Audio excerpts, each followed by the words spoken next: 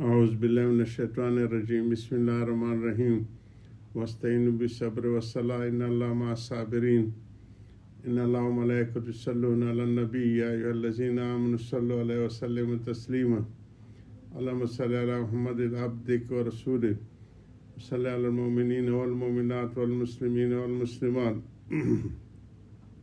یا رب صلی وسلم دائما ابدا علی حبیبک خیر خلق کلہم۔ حضرت حقیقت صبر و صلاح کی تفصیلی بیان ہے۔ آج ہمارا 50ویں نشست ہے اس سلسلے کی۔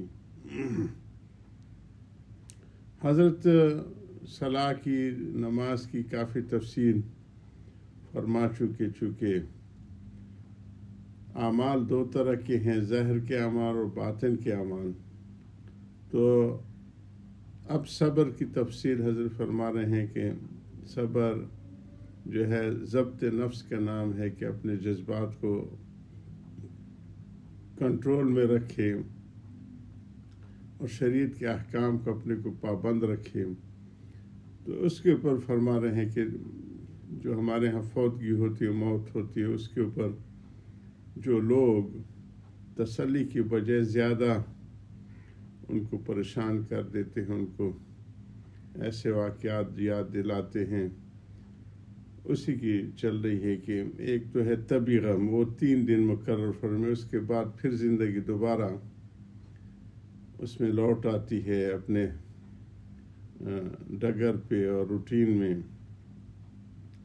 اس لیے 3 دن کے بعد اہل بدر کو تعزیت جائز نہیں ہے، کہ بلد جو اس محلے پڑوس و شہر کے لوگ ہیں ان کو جائز نہیں ہے، کیونکہ غم تو ہلکا ہو گیا، اب تعزیت کرنے والا نشتر مار کر مرہم پٹی کرنا چاہتے ہیں۔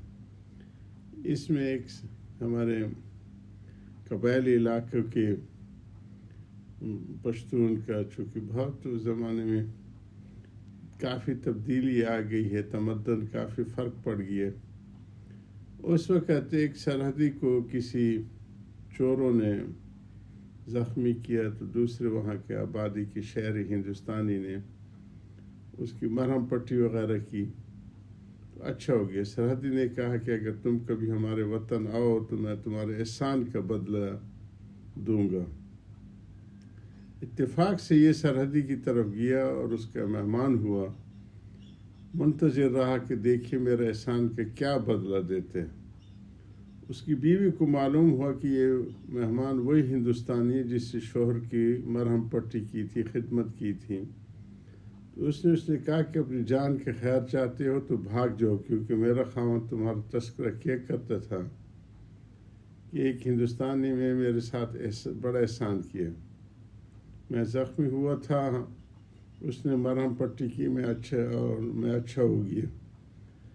اگر وہ یہاں آئے تو میں بھی اس کو زخمی کر کے خدمت اور مرہم پٹی سے اچھا کروں گا۔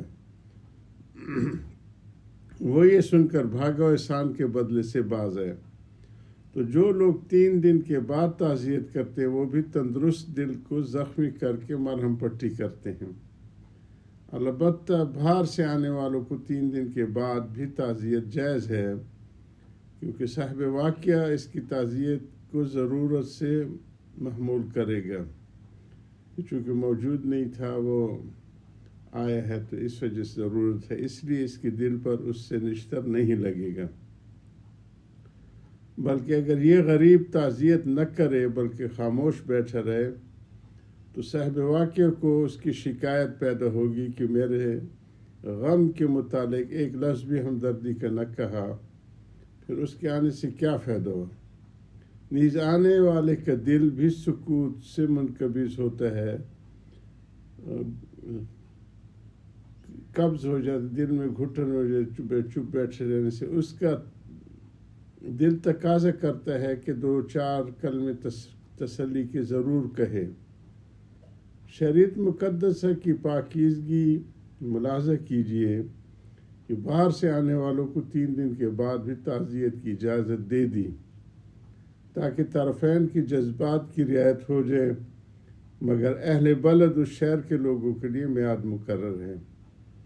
مجھے ایک جینٹل مین کی حکایت بہت پسند ہے جو عقل و انتظام میں مشہور تھے. ان کے والد کے انتقال ہوا تو انہوں نے اس کے لیے بھی ایک مسل مقرر کر کے جو شخص زبانی تحریری تعزیت کرتا اس کا قول اور اپنا جواب مثل میں درج کرا دیتے تھے. یعنی ایک رجسٹر، جیسے کہ آج کل سفارتخانوں میں رجسٹر رکھی جاتے، اور اس کے لیے ایک میعاد مقرر کر دی تھی. جب وہ میعاد گزر گئی مثل داخل دفتر کر دی گئی. اس کے بعد جو شخص آتا اور کچھ کہنا چاہتا، آپ اس سے پہلے پوچھ رہے تھے کہ کیا آپ میرے والد ماجی کو کچھ کہنا چاہتے ہیں. اگر وہ کہتا جی ہاں تو کہہ دیتے تعزیت کی مسل داخل دفتر ہو چکی ہے، وہ جو ہے رجسٹر وہ ہم نے بند کر دیا، کیونکہ میعاد گزر گئی ہے، اس لیے اب اس کے متعلق میں سننا نہیں چاہتا. دوسری بات کیجئے، میرا اس حکایت سے یہ مقصود نہیں کہ آپ بھی مثل مقرر کیا کریں، رجسٹر رکھ دیا کریں. یہ تو ان کا غلو فی انتظام تھا. حد سے بڑھ جانے والے یہ غلو کرتے ہیں، اس کو غلو کہتے ہیں. بلکہ مجھے صرف یہ بتانا ہے کہ تعزیت میعاد کے قابل ضرور ہے. عقل بھی اس کے لیے متعین میعاد کی متقاضی ہے. عقل بھی یہی چاہتا ہے کہ 3 دن کے اندر یا کچھ وقت مقرر اس میں تعزیت کیجیے. چنانچہ شریعت نے اس کے لیے 3 دن مقرر کیے. 3 کے عدد میں ایک خاص خاصیت ہے، اس لیے مسح خفین اور سفر و ہجران مسلم وغیرہ کے لیے 3 دن کی حد مقرر ہے. یہ جو چمڑے کے جو موزے ہوتے سردیوں کے دنوں میں سفروں میں بزرگان دین پہنتے تھے، اس کو خفین کہتے ہیں. آج کل بڑا مرکت الآراء ایک مسئلہ بن گیا، عام جرابوں پہ لوگ مسح کرتے ہیں. تو وہ اس کے لیے ہے کہ وہ سفر اگر 3 دن میں بھی اس کے چلے پیدل تو وہ پھٹے نہیں. ہمارے ہاں تو 24 گھنٹوں میں پھٹ جاتی ہے اگر بغیر جوتے کے چلا جائے. اور سفر و ہجران اس لیے 3 دن مقرر کیے ہیں کہ ایک مسافر 3 دن میں جتنا سفر کر سکتے اس پہ پھر وہ جو سفر مسافرت کی وہ ہوتی ہیں رخصتیں، جو نماز میں تخفیف ہے دوسرے مسافر کے، اس کو حضرت فرمایا کہ اس میں ساروں میں 3 دن مقرر ہیں. اور تجربہ بھی ہے کہ 3 دن کے بعد غم ہلکا ہو جاتے ہیں. بعض لوگ شاید اس پر کہیں کہ جس کے دل کو لگتی ہے اس کو تو پھر بھی خیال آتا ہے. میں اس کو مانتا ہوں، مگر یہ ضرور کہوں گا کہ 3 دن کے بعد وہ حال نہ ہوگا جو ابتدا میں تھا. دوسرا یہ کہ قاعدہ کل یہ ہے کہ النفس لا تتوجہ الی شیئین فی آن واحد. وہ ایک وقت میں 2 چیزوں کی طرف نہیں جاتا، اس کا دھیان اور اس کا غور و فکر ایک ہی لمحے میں. ایک آن میں نفس 2 چیزوں کی طرف متوجہ نہیں ہو سکتا. بس تم اپنے ذہن کو دوسرے کاموں کی طرف متوجہ کرو، اپنا کاروبار شروع کر دو، پھر غم کا غلبہ نہ ہوگا. اگر کوئی یہ کہے کہ ہم نے ایسا بھی کیا مگر پھر بھی خیال آتا ہے تو میں اس کا بھی انکار نہیں کرتا، مگر جواب یہ ہے کہ ایسا غلبہ ابتدا میں تھا وہ ضرور کم ہو جائے گا. دوسرے، اگر تم کو کبھی بخار آ جائے تو کیا کرتے ہو؟ دوا ہی پیتے ہو. اگر دوبارہ پھر آ جائے تو کیا کرو گے؟ پھر بھی دوا پیو گے. تو ایسے ہی یہاں بھی برابر دوا کرتے رہو، یعنی نفس کو دوسری طرف متوجہ کرنے کی کوشش اور سعی کرتے رہو.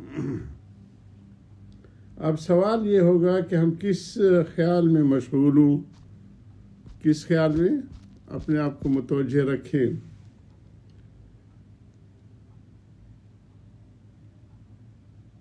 تو شریعت نے اس کا بھی حل کیا ہے، اور وہ یہ بھی دلیل ہے کہ شریعت مقدس ہے کہ کامل ہونے کی حق تعالیٰ فرماتے ہیں الذین اذا اصابتہم مصیبۃ قالوا انا للہ و انا الیہ راجعون، صبر کرنے والوں کو خوشخبری دیجیے، ان کو جب کوئی مصیبت پہنچی تو کہتے ہیں ہم اللہ ہی کے لیے ہیں اور اس کی طرف ہم نے لوٹ کے جانا ہے۔ تو یہ پڑھنے کی ترغیب دی ہے شریعت نے کہ اس کو کرتے ہو۔ آخر دعوانا الحمدللہ رب العالمین۔